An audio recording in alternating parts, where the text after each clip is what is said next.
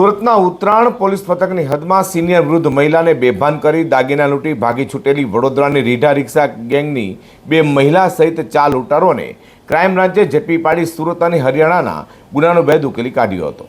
સુરતમાં બનતા ગુનાઓ અટકાવવા અને ગુનાઓ આચરી ભાગી છૂટેલા રીઢાઓને ઝડપી પાડવા ક્રાઇમ બ્રાન્ચની ટીમો મેદાને હતી। ત્યારે ક્રાઇમ બ્રાન્ચના મોબાઈલ સ્નેચિંગ સ્ક્વોડની ટીમને બાતમી મળી હતી કે ગત તારીખ 7મી જૂનના રોજ 75 વર્ષીય જયા મુંજાડી પોતાના ઘરે જવા માટે કાપોદ્રા 4 રસ્તા પાસેથી રિક્ષામાં બેસી નીકળ્યા હતા। ત્યાં રિક્ષામાં અગાઉથી મુસાફરના સામમાં બેસેલી 2 મહિલા સહિતનાઓએ આ જયાબેન વૃદ્ધાને કોઈ પદાર્થ સુંઘાડી બેભાન કરી તેઓના દાગીના ઉતારી લઈ ઉત્તરાયણ વીઆઈપી સર્કલ પાસે ઉતારી ભાગી છૂટ્યા હતા।